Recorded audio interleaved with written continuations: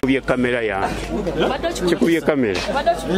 Kitemu kyekikazi. Bino ebintu badde nga njambyoga nti omukazi mubi, nti omukazi mukyamu, nti omukazi empisa ze sinnungi, omutima gwe mubi. Olwaleero ne wa mawulire naye nyini akyerabiddeko nga n'abantu bwe bali, n'abasirikale nga bwe bali, n'akuba kamera ye. Kwegamba omutima gwe nga ye omuntu, omutima muvundu. Era bannange bagamba mwegendereza abantu bemufuna mu kkubo oba wantu wonna wonna. Winnie Nalinnya ngono yatemako bba Farouk Tamale okugulu nga bwe twakulaga mu mawulire gaffe gye buvuddeko olunaku olwaleero asimbiddwa mu kkooti ente wa Kiso n'asomera omusango gw'obutemu wabula nga kkooti eno tekkiriziddwamu bannamawulire. Tamale n'ab'eŋŋanda ze bakeereza Nkokola okutuuka ku kkooti eno nga Tamale azze asituddwa busitulwa olw'ensonga nti yasigaza okugulu kumu ate nga n'okwokubiri kukyaliko ebiwundu.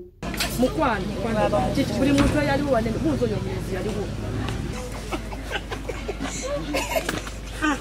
Wabula omulamuzi takkiriza Nalinnya kubaako kyayogera olw'ensonga nti omusango gwe yazza gwa Nnaggomala ng'ono alagidde azzibwe mu kkomera okutuusa lw'anaddaddemu okuwulira omusango gwe.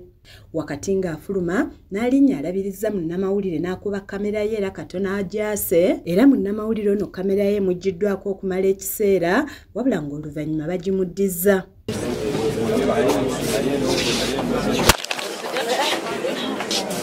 Kubye kamera yange. Kikubye kamera. Kitemu kyekikazi. Twogeddeko ne Tamale wamu n'ab'eŋŋanda ze ne basiima kkooti olw'okwongezaayo omusango guno nga Tamale ategeezezza nti kino kimwongedde essuubi nti yandifuna obwenkanya ng'agamba nti okusooka omusango guno gwali gwakwatibwa mu ngeri ey'olusaazisaazi wabula kino kimuwadde essanyu kkooti bw'emugguddeko omusango ogw'obutemu. Wiiki ewedde twali wano no mu kkooti naye ng'omusango gwe bamusomera nga kasango kakugamba nti nno yannumya bulumya. Mu butuufu nanyiiga naye Katonda atali yanguzi nange amaze nannyanukula. Fayo ne bagireeta ne bakyusa omusango ogubadde gumuvunaanibwa nga ye agamba basooka ne bawandiika nga yannumya bulumya ne bagukyusa omusango nti omusango guli attempted murder, kwagala kutta muntu.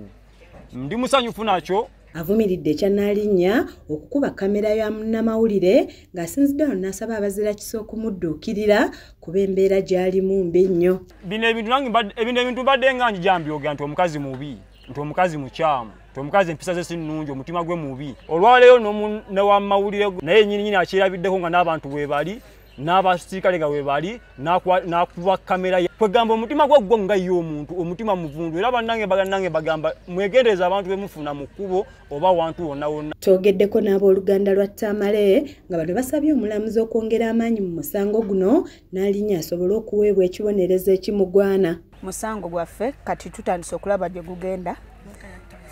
Obwenkanya tutandise obufuna. Ekibaddewo olwaleero kinsanyusizza nnyo. Omutemu bamugye mu kkooti gye tubaddemu ne bamusindika ku High Court. Omusango gwaffe gye bagutadde n'ekirala omusango gwe baali bamuteekako oluli bagukyusizza nga bwe tubadde tukyagala ne baguzza ku attempted murder. Nze Annette Namatovu ku lwa KSTV Agaleero.